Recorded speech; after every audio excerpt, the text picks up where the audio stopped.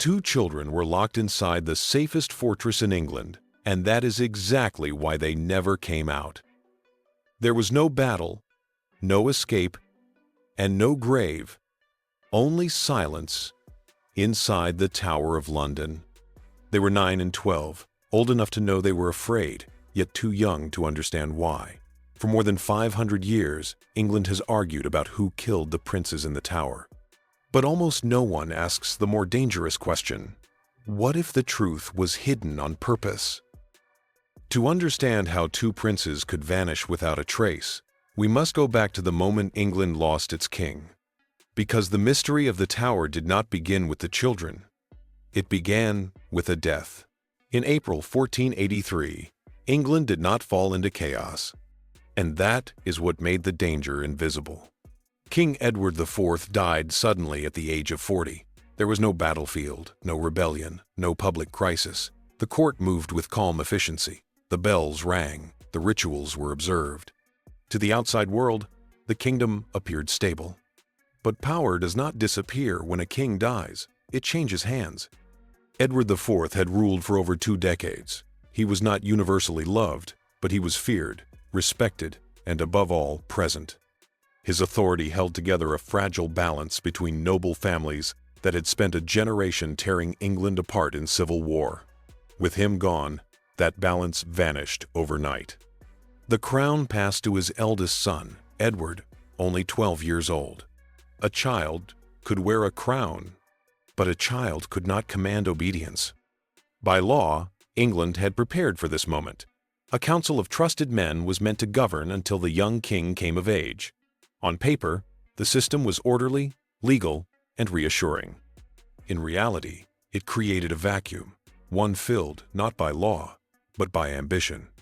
At the center of that vacuum stood Richard, Duke of Gloucester, the late king's youngest brother, a seasoned military commander, a man with loyalty to his brother and a reputation for decisiveness. Edward IV had named him Lord Protector of the Realm. Protector was a careful word. It promised guardianship, not power. But protection depends entirely on who defines the threat. As news of the king's death spread, alliances began to shift quietly. No banners were raised, no swords were drawn. Instead, letters were written. Messengers rode through the countryside. Noble households weighed their options. Everyone understood the same truth. Whoever controlled the young king would control England. Edward V was not in London when his father died. He was in the Welsh Marches, under the care of his maternal relatives, the Woodvilles. They moved quickly to escort him toward the capital, intending to secure his coronation before opposition could organize. It was a race without an official finish line. Richard of Gloucester moved faster. He intercepted the young king's party on the road. Arrests were made. Key members of the Woodville family were removed from the procession. Officially, it was done in the name of stability. In reality, it was the first irreversible act in a struggle for control. Edward V was now under his uncle's protection. London welcomed the boy king with ceremony and restraint. He was lodged in the Tower of London not as a prisoner, but as tradition dictated. The Tower was a royal residence. Kings had lived there before their coronations. Everything, once again, appeared lawful. But law can be a mask. With the king dead and the new king isolated, decisions began to be made without the one person that concerned most. The machinery of government moved forward. Councils met. Dates were discussed. And slowly, subtly, the question of whether Edward V should be crowned at all began to surface. No one spoke yet of disappearance. No one spoke yet of murder. But the door had opened. And once it did, England would never be able to close it again. The crown passed to a child. But England was ruled by men. Edward V was 12 years old when he became king. By law, by blood, and by expectation, the throne was his. Yet from the moment his father died, Edward's kingship existed more on parchment than in reality. England had learned a hard lesson from civil war. A child king meant uncertainty. Uncertainty invited ambition. That was why Edward IV had prepared for this moment. A council of nobles, bishops, and royal servants was meant to govern in his son's name. At its head stood Richard, Duke of Gloucester, Lord Protector of the realm. The arrangement sounded simple. It never was. Edward V had a younger brother, Richard of Shrewsbury, Duke of York. He was 9 years old, second in line to the throne, and at first far from the center of power. But succession is not about the present. It is about the future. With two princes alive, the royal line was secure. Too secure for some, because as long as both boys lived, no adult could claim the crown without challenge. The throne belonged to the children and to whoever controlled them. Control became the silent currency of the kingdom. Edward V was lodged in the Tower of London, awaiting his coronation. This was not unusual. The Tower was a royal residence as much as a fortress. Kings had stayed there before. The choice appeared traditional, lawful, and reassuring. But appearances mattered more than truth. Soon after, arrangements were made for the younger prince to join his brother in the Tower. Officially, it was for unity, for safety, for family. A kingdom could not be governed with its royal heirs scattered. So Richard of York was brought to London. Two princes now lived behind the same stone walls. At this point, nothing illegal had occurred. No accusation had been made. No violence had been recorded. The machinery of government continued to function. Councils met. Proclamations were issued. The coronation was discussed. And then it was delayed. Not canceled. Just postponed. Dates shifted. Reasons were given. Concerns were raised quietly about the legitimacy of Edward V's claim. Whispers spread through court corridors. Questions about marriages, contracts, and bloodlines began to surface. None of this came from the princes themselves. They were no longer present when decisions were made. As weeks passed, sightings of the boys became fewer. At first, servants reported seeing them at play within the Tower grounds. Later, they were seen only at windows. Eventually, not at all. No announcement explained the change. No order justified the silence. England was not told that its king had been removed from power. There was no moment of shock, no public rupture. Instead, authority drained away from the children, slowly, quietly, until it was simply gone. The crown still existed. The princes did not. By the summer of 1483, England faced a contradiction it could not openly acknowledge. It had a king who did not rule, a line of succession that no longer spoke, and a protector whose authority grew as the prince's presence faded. Two boys held the future of the realm, and neither of them was being heard. What happened next would determine not only who wore the crown, but whether the princes ever left the Tower alive. The Tower of London was never meant to look like a prison. Long before it became a symbol of fear, the Tower was a palace. Kings slept within its walls. Princes were educated there. It stood at the heart of royal ceremony, not punishment. That was why the decision sounded reasonable. Edward V had not been taken to the Tower. He had been invited. The official language mattered. It framed the move as protection, not confinement. London, after all, was restless. A child king required security. The Tower was the safest place in the realm. Safety, however, depends on who holds the keys. At first, the arrangement appeared temporary. Edward was to remain in the Tower only until his coronation. Servants came and went. Courtiers attended him. Nothing suggested that his freedom had been taken.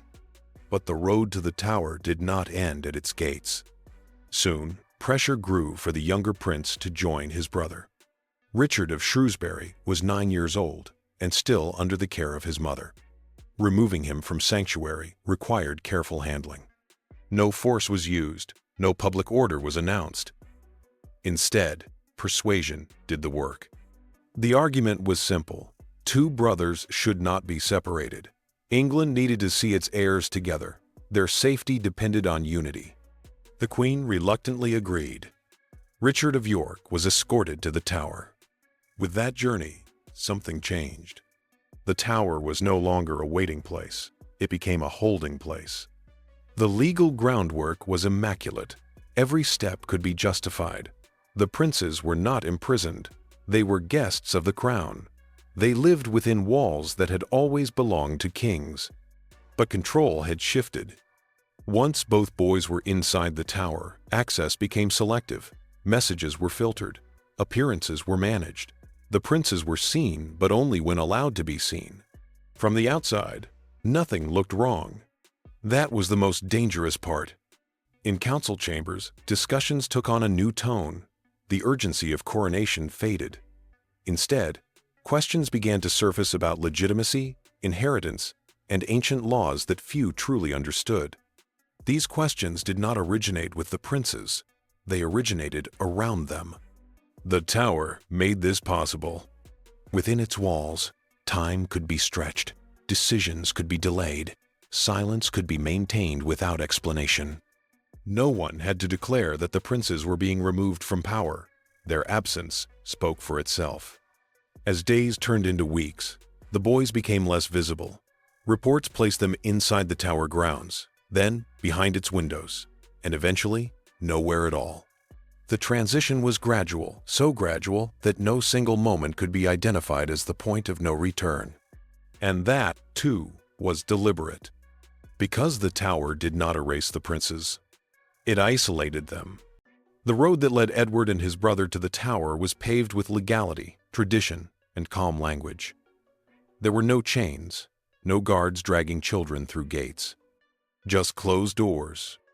By the time England realized the princes were no longer part of the conversation itself had moved on. The tower stood silent. The kingdom moved forward. And two boys waited behind stone walls unheard. What happened inside those walls would soon become the most enduring mystery in English history. No one recorded the exact day the princes disappeared. That, more than anything else, is what makes the tower so unsettling. At first, life inside its walls appeared ordinary, at least by royal standards. Edward V and his brother were not thrown into darkness. They were housed in comfort suitable to their rank. Servants attended them. Tutors were present. Meals were prepared as usual. From the outside, nothing looked wrong. The tower was quiet, but it had always been quiet. Contemporary accounts describe the princes playing together within the grounds. They were seen walking in the gardens, talking, laughing, still children, still alive. For a brief moment, the story almost loses its tension. Almost. Because visibility was already shrinking. The boys were no longer seen outside the inner areas of the tower. Then they were seen only at windows. Observers noted them standing together, looking out through the bars, close enough to be recognized, far enough to be unreachable. It was a subtle change. And subtle changes are the hardest to question. Access to the princes became increasingly restricted. Familiar attendants were replaced. Messages no longer reached them directly. Even those loyal to the royal household found themselves waiting at doors that did not open. No decree announced this shift. No law explained it. Inside the tower, authority did not need to be spoken. It was enforced through silence. One of the most unsettling details comes from the testimony of a trusted servant who later claimed that Edward V began to withdraw. The boy king, once described as confident and intelligent, was said to grow quiet. He prayed more. He spoke less. A child does not need to be told he is in danger. He feels it. The younger prince, Richard of Shrewsbury, fades even faster from the record. He was last mentioned almost as an afterthought, still present, still alive, but increasingly invisible. By late summer of 1483, sightings became rare, then uncertain, then non-existent.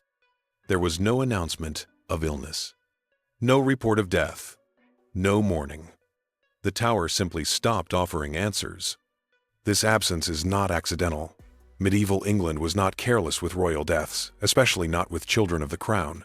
When princes died, bells rang, masses were held, tombs were built. Here, there was nothing. The silence surrounding the princes was not the silence of ignorance. It was the silence of control.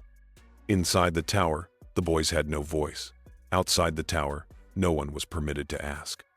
And slowly, the realm adjusted. Council meetings continued. Power shifted without resistance. England began to act as if its king were no longer present because, functionally, he was not. The tower did not kill the princes in public. It erased them in private. By the time rumors began to circulate, whispers of suffocation, of smothering, of unseen hands, it was already too late. The absence had lasted too long. The moment to demand proof had passed.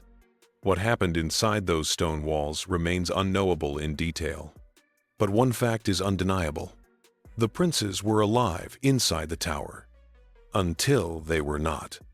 And when they vanished, England did not stop. It moved on. Silence is not the absence of sound. It is the absence of resistance. By late summer of 1483, the princes in the tower were no longer being seen, not by courtiers, not by servants, not by messengers sent with quiet questions. The windows that once framed their faces now reflected only stone and shadow. And yet, England did not erupt. There was no announcement that the king had vanished. No proclamation explaining his absence. No moment when the realm was told that something had gone terribly wrong. Instead, there was silence. In medieval England, silence was not neutral. It was political. Royal deaths were events of immense public importance. Even the passing of a child of the crown demanded ritual bells, masses, burial, remembrance. Here, there was nothing. No funeral. No grave. No mourning. The absence itself became the message. As days turned into weeks, and weeks into months, the question shifted. It was no longer, "Where are the princes?" It became, "Why is no one answering?" Inside the tower, the silence was complete. Outside the tower, it spread. Council business continued. Letters were written. Orders were obeyed. The machinery of the kingdom did not pause to wait for missing children. England adjusted not because it understood, but because it was told nothing that required protest. Power thrives in moments like this. Without confirmation of death, there could be no official outrage. Without proof of life, there could be no challenge. The princes existed in a legal void, present enough to be inconvenient, absent enough to be ignored. And so, they were ignored. Rumors began to circulate, as rumors always do when facts are withheld. Whispers of suffocation, of pillows pressed in the dark, of quiet hands following quiet orders. But rumors require listeners, and the court was no longer listening. Silence does not need witnesses. It only needs permission. By the time the first open accusations appeared years later, the moment had passed. The absence had hardened into history. What could not be proven at the time could never be proven after. The tower did not echo with screams. It echoed with nothing. And nothing is harder to confront than something, because silence protects everyone involved. It shields the guilty. It burdens the innocent. And it leaves history with questions instead of answers. England moved forward as if the princes no longer mattered. New alliances formed. New claims were prepared. The future of the crown was discussed without mentioning the children who should have inherited it. This was not forgetfulness. It was adaptation. The princes in the tower were not erased by force. They were erased by silence. And that silence would become the foundation upon which every later accusation was built. Because when history refuses to speak, suspicion fills the gap. In the next chapter, one man would rise above that silence, and history would decide that he must be responsible. Whether he was guilty or not, if history had a defendant, it would be Richard III. No other name is spoken more often when the princes in the tower are mentioned. No other figure fits the role so neatly. He was the uncle. He was the protector.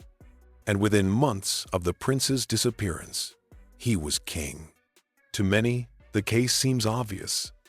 But obvious is not the same as proven. Richard of Gloucester did not begin as a villain. Contemporary records describe him as capable, disciplined, and fiercely loyal to his brother, Edward IV. He had governed the north of England effectively for years. He was trusted with military command, and crucially, he was named protector not by ambition, but by royal instruction. That matters, because the charge against Richard is not simply that he benefited from the prince's disappearance. It is that he planned it. And plans leave traces.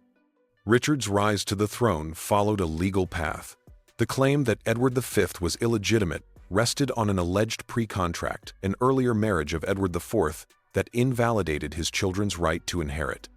Parliament accepted this claim. Richard was crowned. Whether the claim was true or convenient remains disputed, but it was not secret. It was argued openly, recorded, debated. Murder, by contrast, requires silence. And here, the record grows thin. There is no contemporary document ordering the prince's deaths, no witness account from within the tower at the time, no confession from Richard or those closest to him. Everything we know comes later, often decades later, filtered through politics, rebellion, and the victors of history. That does not make Richard innocent, but it makes the case incomplete. The argument against him rests on motive, and the motive is strong. As long as the princes lived, Richard's crown was fragile.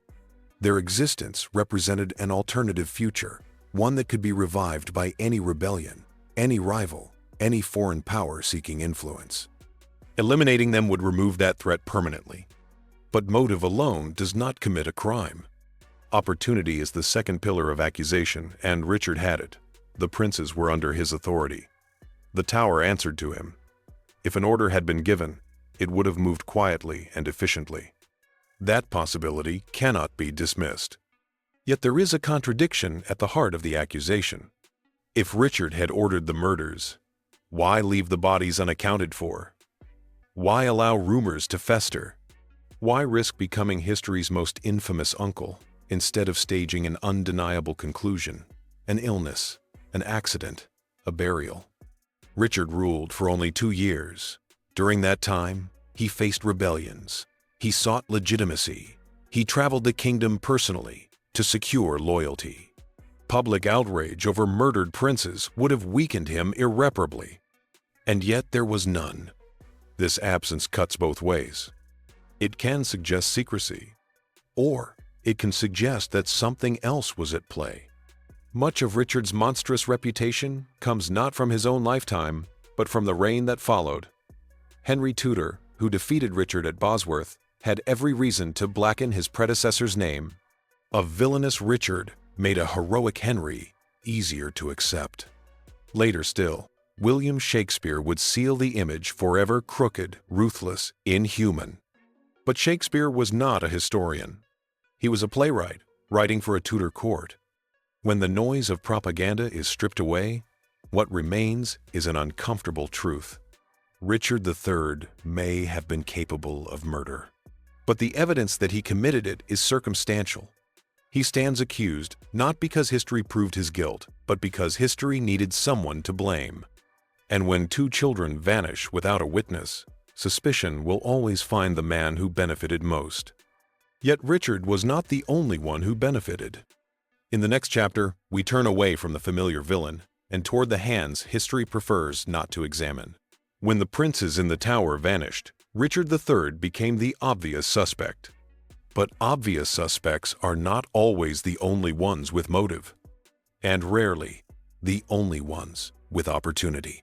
To understand what else may have happened, we must ask a colder question, not who could have ordered the deaths, but who benefited from the princes never returning. Because silence creates space, and space invites other hands. One of those hands belonged to Henry Tudor. In 1483, Henry was not king. He was not even in England. He lived in exile, his claim to the throne thin and fragile. Yet his future depended on one crucial fact. The princes were obstacles. As long as Edward V and his brother lived, Henry's claim based on a distant and disputed bloodline remained weak. Their disappearance changed that equation. Without the princes, the Yorkist line fractured. The crown became something that could be seized, not inherited. When Richard III fell at Bosworth 2 years later, Henry stepped into a vacuum already cleared of its rightful heirs. That does not mean Henry ordered the princes' deaths, but it does mean he inherited their absence. And history is written by those who inherit outcomes, not causes. Another figure often mentioned is Henry Stafford, Duke of Buckingham. Once a close ally of Richard III, Buckingham later rebelled against him. His motives remain opaque, his loyalties unstable. Buckingham had access. He had ambition. And he had reason to believe that removing the princes could reshape the balance of power. Yet, like Richard, Buckingham left no trace, no order, no confession, only suspicion built on possibility. Beyond individuals, there were systems at work. The Tower was staffed. Guards rotated. Servants cleaned rooms. Food was delivered. Silence on this scale requires more than one decision. It requires compliance, or fear, across many levels, which raises a more uncomfortable possibility. What if no single hand acted alone? What if the prince's disappearance was not the result of one command, but a convergence of interests, a shared understanding that the boys were inconvenient, that questions were dangerous? That silence was safer than truth. In such a system, responsibility dissolves. Each person does only a small part. Each action is justifiable, and no one feels fully guilty. This is how crimes without witnesses survive. The lack of contemporary outrage suggests that many knew or suspected what had happened, but knowing is not the same as speaking. In a world governed by power, survival often depends on choosing when not to ask. Later generations would search for villains because villains make history manageable. They give us a face, a name, a conclusion. But the reality may be far less satisfying. The princes may not have been killed by a single hand. They may have been abandoned by many. Abandoned by courtiers who asked no questions, by servants who followed orders, by nobles who benefited from uncertainty, and by a kingdom that chose stability over justice. When we search for murderers, we look for action. But sometimes history is shaped by inaction. The Tower did not require a mastermind. It required permission. Permission to stop looking. Permission to move on. Permission to let 2 children fade from relevance. In the end, the most unsettling possibility is not that someone killed the princes. It is that too many people decided not to save them. And, in the next chapter, history will offer what seems like proof bones beneath the Tower stairs. But proof, as England would soon learn, can be just as uncertain as silence. In 1674, nearly 2 centuries after the princes in the Tower vanished, something unexpected happened. Workers dismantling a staircase within the Tower of London uncovered a wooden chest buried beneath the stone. Inside it were bones, small, fragile, unmistakably human. The discovery reignited a mystery England had never resolved. The remains were found in a location long rumored to be significant. For generations, stories had circulated that the princes were smothered and hidden beneath the stairs. Now, it seemed, history itself had surfaced to confirm the legend. But discovery is not the same as proof. The bones were examined by royal surgeons of the time. Their conclusion was cautious but dramatic. The remains belonged to 2 children, roughly the ages of Edward V and his younger brother. In 1678, King Charles II ordered the bones reinterred in Westminster Abbey. They were labeled as the princes in the Tower. The case, it seemed, was closed. Yet, nothing about this evidence was definitive. 17th century forensic science could estimate age, but not identity. There was no method to confirm lineage, no way to establish cause of death with certainty. The bones could not speak, and no one could make them speak. Still, the political value of the discovery was enormous. For the monarchy, the bones provided closure without complication. A mystery resolved symbolically, not scientifically. The princes were honored. The Tower was absolved of unanswered questions. History could move forward. But science did not stand still. In the 20th century, The remains were re-examined. Specialists confirmed that the bones were indeed those of children. But the conclusions went no further. The skeletons were incomplete, mixed, possibly disturbed before burial. Even the number of individuals could not be stated with absolute confidence. And then, the most important question arose. Why were the bones never conclusively tested? Modern forensic methods, DNA analysis, advanced dating, genetic comparison with known royal remains could potentially answer questions that had haunted England for 500 years. Yet permission was never granted. The Church refused further disturbance. The Crown declined renewed investigation. Tradition and reverence were cited as reasons, but beneath those reasons lay something else. Certainty is dangerous. If the bones were not the prince's, then the mystery reopened entirely. If they were, then responsibility would follow toward someone, toward a reign, toward a version of history long accepted without proof. Either outcome threatened stability. So the bones remained where they were, buried not only beneath stone but beneath hesitation. This raises a troubling possibility.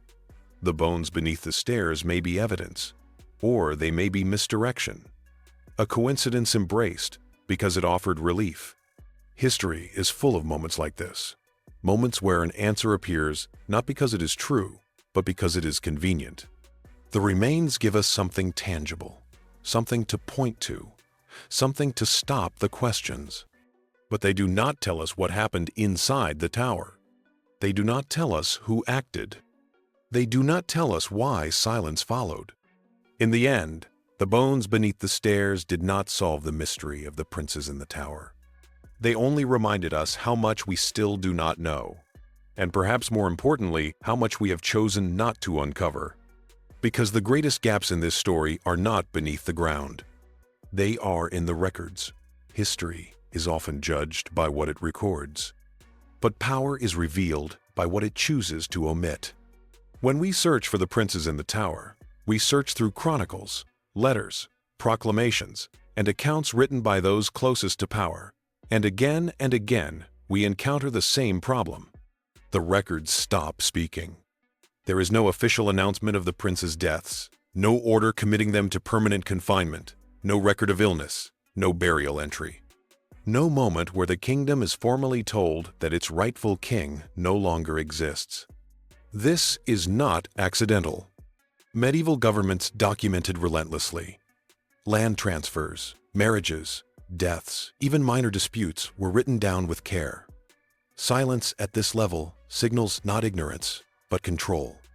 The absence of documentation protected everyone involved. If no crime is recorded, no one can be held responsible. If no death is announced, no mourning is required. If no question is raised, no answer must be given. The few references that do exist are vague, cautious, and indirect. Chroniclers speak in rumors, in phrases like "it was said" or "many believed." No one claims direct knowledge. No one stands as a witness. This hesitation tells us something important. People knew that asking questions was dangerous. The late 15th century was not a time when truth was freely spoken. Allegiance mattered more than accuracy. Survival often depended on aligning one's account with the reigning power. And power had no interest in clarity. As reigns changed, so did narratives. Under Richard III, silence prevailed. Under Henry VII, blame took shape, but carefully. Accusations were implied rather than proven. Responsibility was suggested, not examined. Certainty would have demanded evidence. Evidence would have demanded investigation. And investigation risked destabilizing a fragile crown. So history settled for implication. Later historians inherited these gaps and mistook them for answers. They filled silence with assumption. They treated repetition as proof.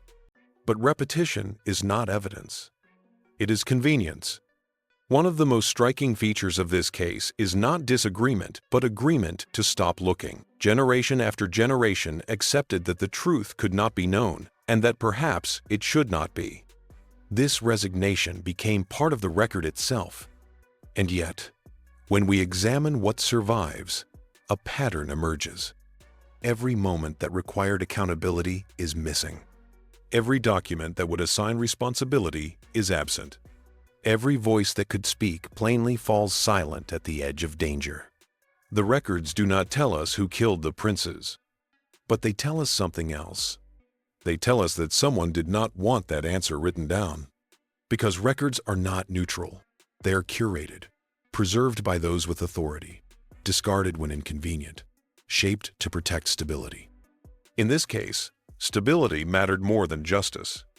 The princes in the tower were not erased from history by a single act. They were erased by a system that understood the value of forgetting. And that system succeeded. 5 centuries later, we still argue over names and motives because the one thing that could have ended the debate, the truth, was never allowed into the official story. The silence was not a failure of record-keeping. It was its purpose. And in the final chapter, we must confront the most uncomfortable question of all. If history chose silence, what does that say about the world that made that choice? 5 centuries have passed since the princes in the tower were last seen. Empires have risen and fallen. Crowns have changed hands. The world has rewritten itself again and again. And yet, 2 boys still wait inside a question. Edward V and his brother did not disappear because history forgot them. They disappeared because history decided it was safer not to remember too clearly. That is why this mystery endures. Not because we lack names, not because we lack theories, but because we lack certainty, and certainty is uncomfortable. If the princes were murdered, then power failed its most innocent subjects. If they survived longer than we believe, then silence protected a lie. And if the truth was deliberately buried, then history itself became an accomplice. None of these possibilities are easy to accept. So we argue instead. We debate suspects. We circle Richard. We invoke Henry. We point to bones beneath stone. Because focusing on who allows us to avoid asking why. Why was silence allowed to settle so completely? Why did no one demand proof? Why did a kingdom move forward without its children? The uncomfortable answer is that this story is not unique. History is full of moments where stability was chosen over justice, where unanswered questions were left behind, because asking them threatened order, where silence became policy. The princes in the tower matter because they expose that pattern. They remind us that power does not always need violence. Sometimes it only needs patience. And sometimes, all it needs is for enough people to look away. What makes this case haunting is not that we cannot solve it. It is that we may already have decided not to. Every generation has had the tools to reopen the question. Every generation has chosen restraint instead. The bones were found, but not tested. The records were preserved, but not completed. The story was told, but never finished. That choice echoes forward. Because when we accept silence in the past, we train ourselves to accept it in the present. The princes in the tower were children, but the world that failed them was built by adults, careful, rational, pragmatic adults, who understood that some truths cost more than they give. And so, the mystery survives, not as a puzzle to be solved, but as a mirror reflecting how power protects itself, how history is shaped, and how easily innocence can vanish when no one insists on answers. Perhaps that is why, after 500 years, we still return to the tower, not to find bones, not to name killers, but to ask ourselves a question that history never wanted written down. If silence won, then what does it still win now? And if 2 princes can disappear without a verdict, who else has been forgotten the same way? If this story left you unsettled, that was the point. Because history only stays silent when we let it. If you want to explore more hidden chapters like this, stories where the past still whispers, subscribe to the channel and join us as we keep asking the questions history prefers unanswered.